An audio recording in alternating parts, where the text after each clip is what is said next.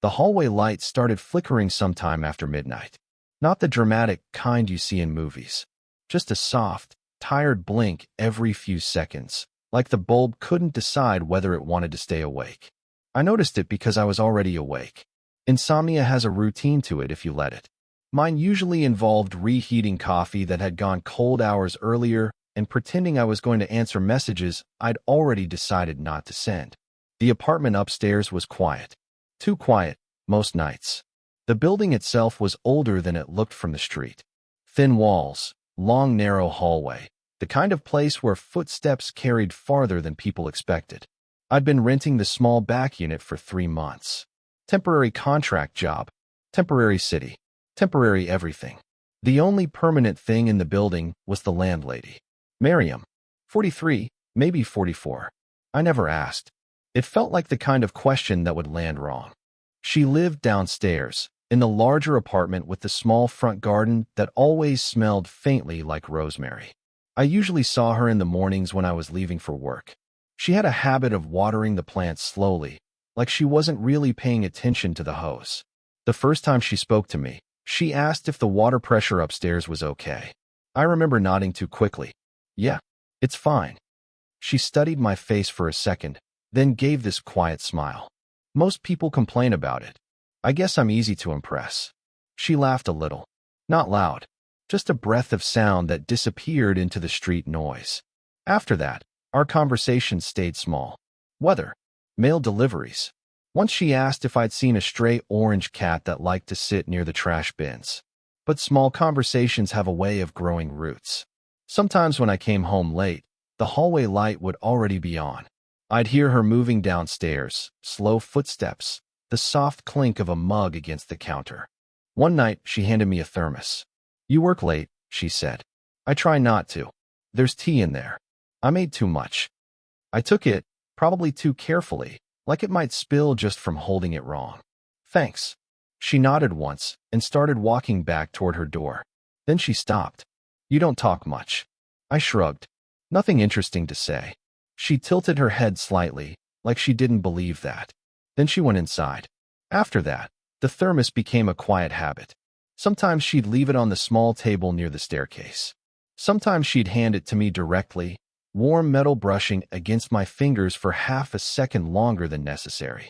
We never talked about it, and I never asked why she did it. Loneliness doesn't always feel like sadness. Sometimes it just looks like routine, like opening your phone at night, typing a message to someone who probably won't answer, then deleting it, like standing in a hallway a little longer than needed, pretending you're adjusting your jacket, just so the conversation doesn't end yet. The flickering light snapped me out of my thoughts. Blink, blink, blink. I stepped into the hallway and looked up at it. The bulb hummed faintly. Downstairs, Miriam's door opened. She stepped out in loose house clothes, her hair tied back in a messy knot. For a second, she didn't notice me. Then her eyes lifted. "Oh," she said softly. "You're awake." Could say the same. She looked up at the light, squinting slightly. "Sorry about that. It started doing this tonight." "It's fine." We both stood there watching the bulb flicker like it had something important to say, but couldn't find the words. She rubbed her arm absent-mindedly. I hate when lights do that. Feels like it's thinking too hard. That made her smile. A real one this time. Then she looked at me a little longer than usual. Not uncomfortable, just thoughtful. "Hold on," she said, turning back toward her door. A few seconds later, she came back holding the thermos. She extended it toward me. "Chamomile tonight." I took it. Our fingers brushed again. And for some reason, neither of us moved right away. Then she said something that stayed in my head long after she went back inside. "You're always awake when the hallway light is on." She paused. "Are you waiting for something? Or just avoiding sleep?" I opened my mouth to answer. But before I could say anything, my phone vibrated in my pocket. Unknown number. One new message. And when I looked down at the screen, my chest tightened a little. Because the message said only 4 words. "Is the light bothering you?" I stared at the message longer than I probably should have. 4 words. "Is the light bothering you?" The hallway bulb flickered again above us, like it was trying to join the conversation. When I looked up, Miriam was still standing there, arms loosely folded, watching my face the way people do when they're waiting for an honest answer. I cleared my throat. Did you just text me? Her eyebrows lifted slightly. I thought you'd notice faster. I pulled the phone out of my pocket, turning the screen toward her. You had my number this whole time. She gave a small shrug. Emergency contact. It's in the lease paperwork. That feels like cheating. She smiled faintly and leaned against the wall beneath the flickering light. I was going to knock, she said. But the light came on, so I figured you were already awake. I unscrewed the thermos lid and took a sip. The chamomile had cooled a little, but it still tasted soft and warm. You check on all your tenants at midnight. You're my only tenant. That doesn't answer the question. Her smile faded just a little, replaced by something quieter. No, she said after a second. I don't. The hallway went still again. Somewhere outside, a car passed slowly, tires whispering against wet pavement. She glanced at the thermos in my hands. Too bitter. It's good. You say that every time. Maybe it's always good. She studied me like she was trying to decide if I was joking. Then she looked down at the floor and spoke again, softer this time. My ex used to make tea every night, she said. Different kinds. He treated it like a science project. I waited. She rubbed her thumb along the side of her hand. When he left, the kitchen got very quiet. The words landed gently in the hallway, but they stayed there. I nodded slowly. Guess that's when you started making too much tea. Her lips curved slightly. Something like that. For a moment, neither of us said anything. The light flickered again. Blink. Blink. I imagined what it might be like if this hallway looked different. If we were the same age. If the building wasn't empty except for us. My brain has a bad habit of building scenarios that don't belong to reality. Like what it would feel like if she stepped a little closer. Like what it would feel like if she didn't stop herself. I took another sip of tea instead. You work late every night, she said quietly. Contract job. That sounds lonely. It's temporary. She nodded, but her eyes stayed on my face. Temporary things can still be lonely. I almost laughed at that, because she said it like she knew. And maybe she did. The flickering light hummed again above us. Miriam reached up absent-mindedly and tapped the wall switch beside her. It didn't help. Stupid bulb, she murmured. Then she stepped closer to me so she could look up at it properly. Not too close. Just enough that I could smell something faint on her sweater.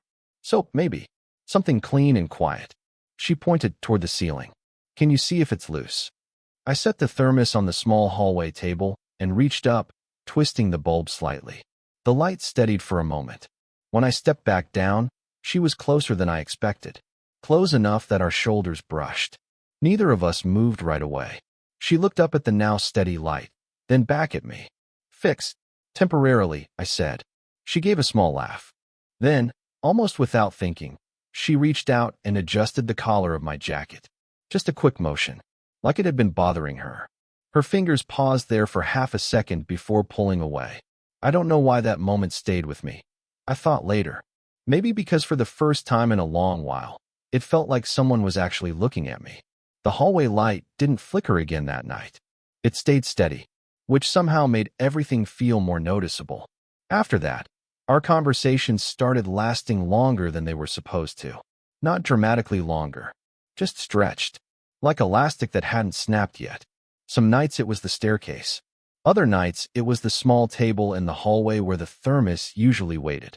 Miriam had a habit of leaning against the wall when we talked, arms loosely crossed. Listening more than speaking, I started noticing small things.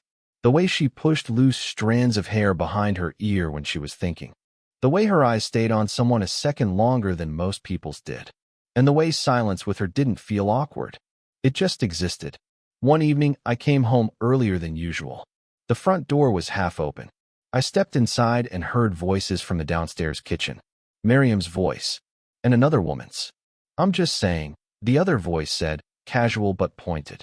You've mentioned him 3 times in 5 minutes. I stopped in the hallway before they noticed me. Miriam sighed. He's my tenant, Sarah. That's not how you said it yesterday. A pause. I said he works late. You also said he drinks chamomile like it's medicine. Another pause. Longer this time. I make tea for myself, Miriam said. He just ends up with some. Sarah laughed quietly. 43 years old, and suddenly generous with midnight tea. I felt my chest tighten a little. There was a sound of a chair scraping. "You're reading too much into it," Miriam said. "Maybe," Sarah replied. Then softer, "But the way you're defending it makes me think I'm not." I stepped back toward the staircase, suddenly very interested in my phone screen. A few seconds later, the kitchen door opened. Miriam froze when she saw me. For a moment, neither of us spoke. Then she smoothed her sweater like it had wrinkles that weren't there.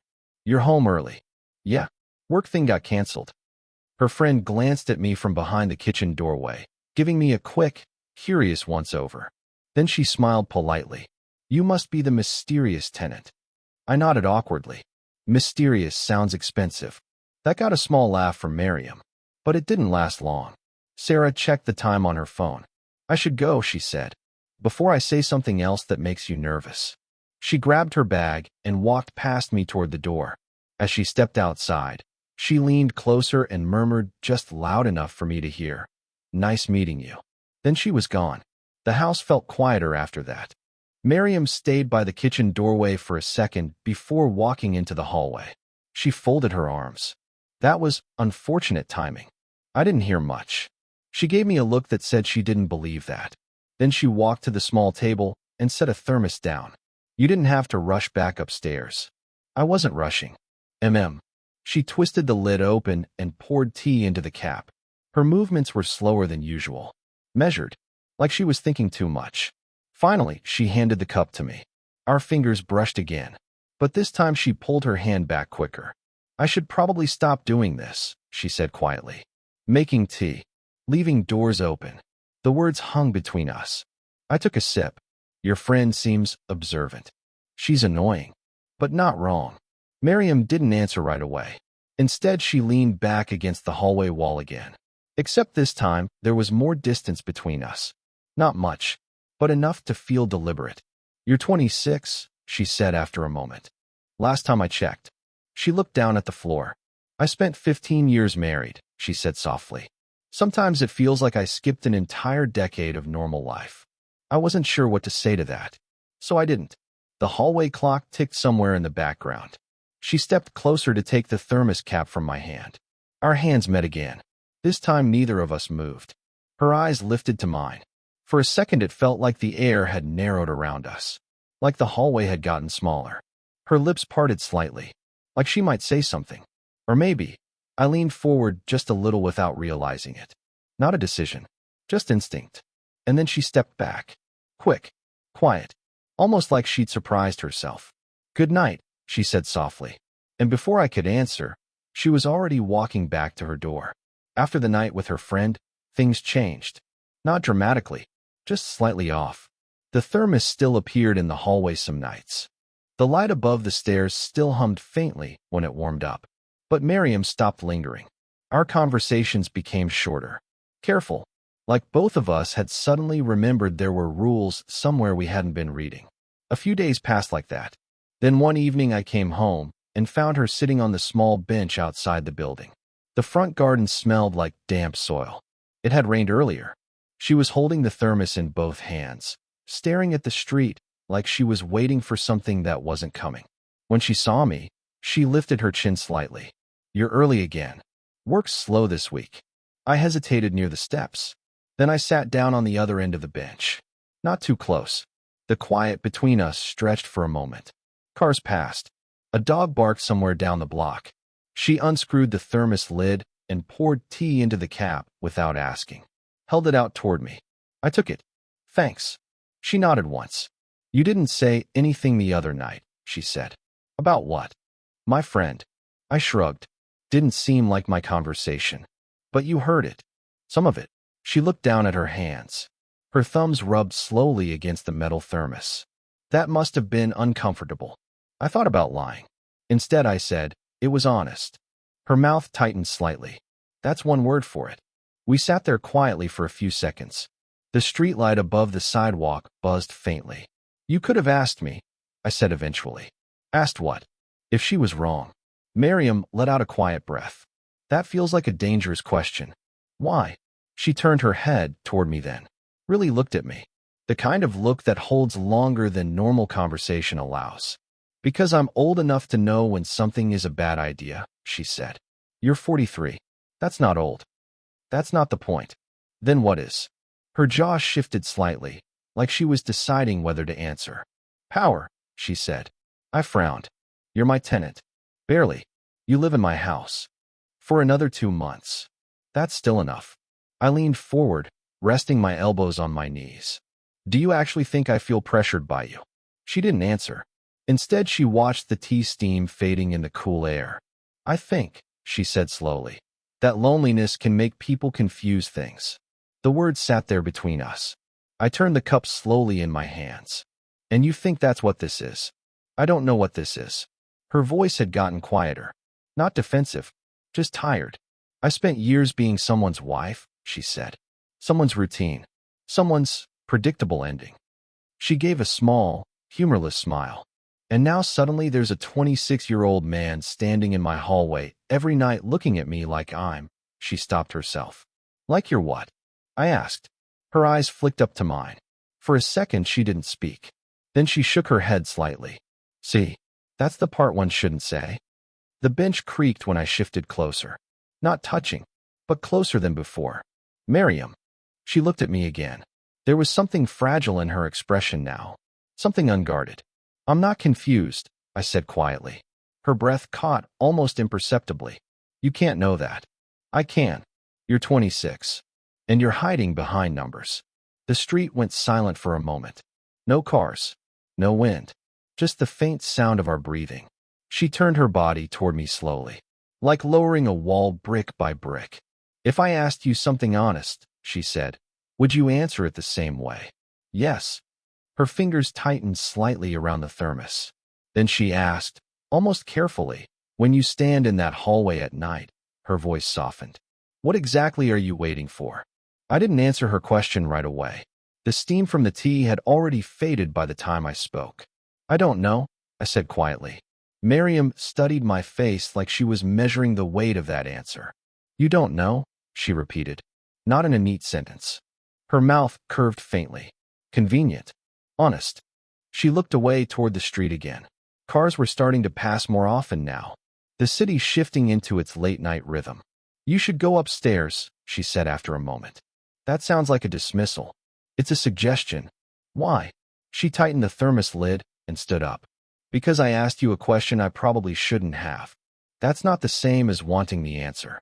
Her shoulders lifted in a small shrug. Sometimes it is. Then she walked back toward the front door. I stayed on the bench a few seconds longer before following. Inside, the hallway light buzzed faintly above us. For a moment it felt like we'd returned to the beginning. But something had shifted. You could feel it in the air. She stopped at her door and rested her hand on the knob. Good night, she said softly. That's it. Her fingers paused. That's enough. Then she went inside. The hallway felt bigger after that. Too quiet. The next night the thermos wasn't there. I noticed it immediately. I told myself it didn't mean anything. People skip routines all the time. Still, I stood there a little longer than usual. Just in case. Nothing happened. The night after that was the same. No thermos.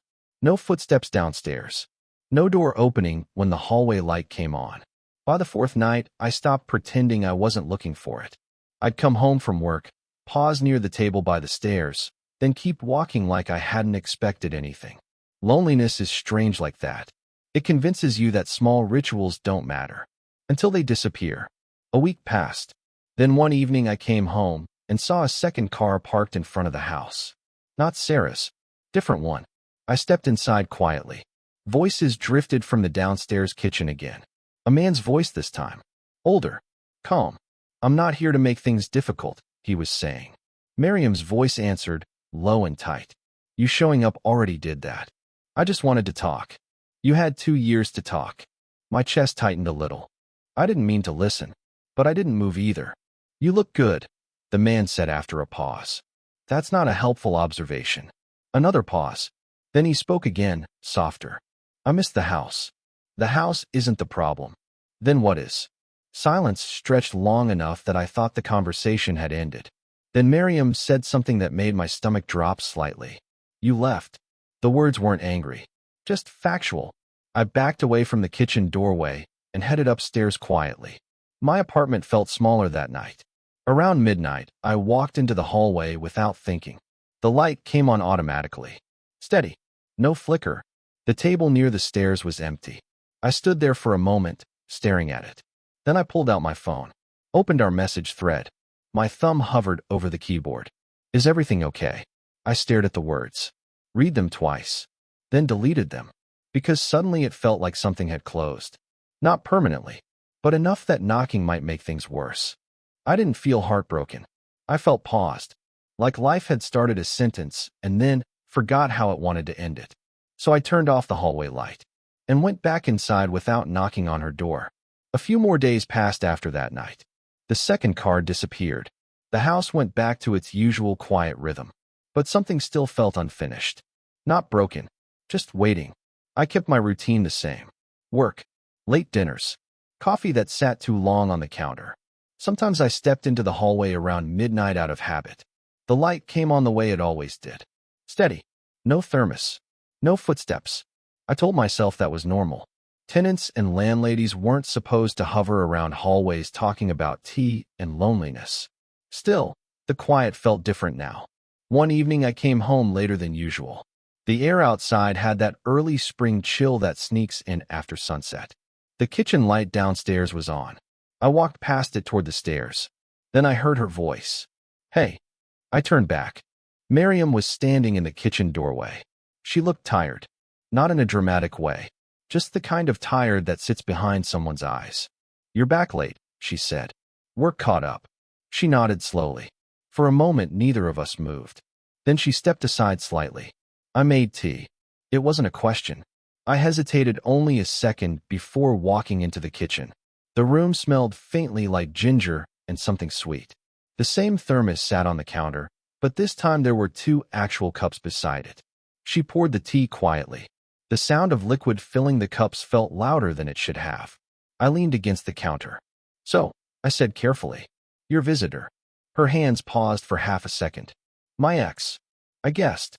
She slid 1 cup toward me. He needed some paperwork from the house, she said. Old things we never finalized. That sounds complicated. It's mostly boring. I took a sip. The tea was hotter than usual. Did it go okay?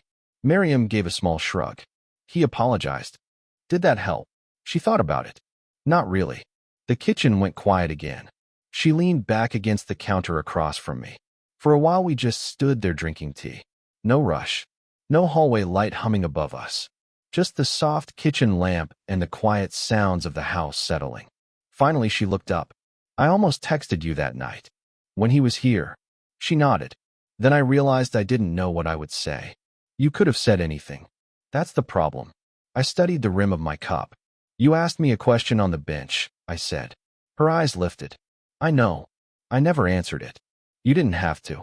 I wanted to. The room felt smaller suddenly. Not uncomfortable. Just focused. When I stand in that hallway at night, I said slowly, I'm usually waiting to see if your door opens. Miriam didn't move. Her expression didn't change much either. Just a quiet stillness. Not because of the tea, I added. A faint breath left her nose. I figured. I looked down at my hands for a second, then back up. I know it's messy, I said. The timing. The age thing. The fact that I'm literally renting space in your house. That part is very inconvenient. Yeah. We both smiled a little at that. Then the smile faded. But none of that changes the part where I like being around you, I said quietly.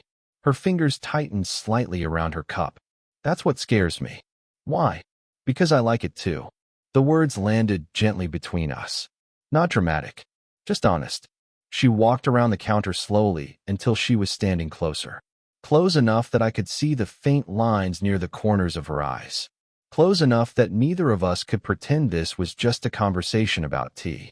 You leave in 2 months, she said softly. I know.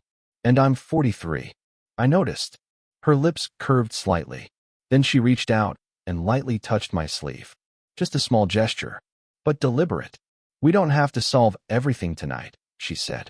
I nodded. That sounds reasonable. She studied my face one more moment. Then she gave a small, tired smile. Okay. And for the first time in days, the silence between us felt steady. 2 months sounds long when someone first says it, but it moves quickly when you stop counting. After that night in the kitchen, nothing dramatic changed.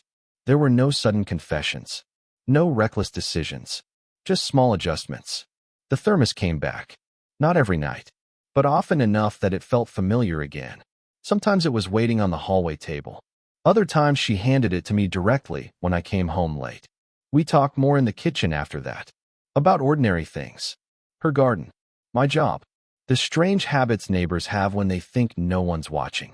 Once we laughed for 5 minutes because I told her I used to microwave coffee 3 times before admitting it was ruined. You're a patient man, she said. Or stubborn. Same thing sometimes. The bench outside the building became part of the routine too. Not every evening. Just when the weather cooperated. We'd sit there quietly with tea while the streetlights hummed overhead. Sometimes we talked. Sometimes we didn't. But the silence felt different now. Not cautious. Comfortable. One night, she asked me something while we were sitting there. Have you found another place yet? Not yet. You probably should. I know.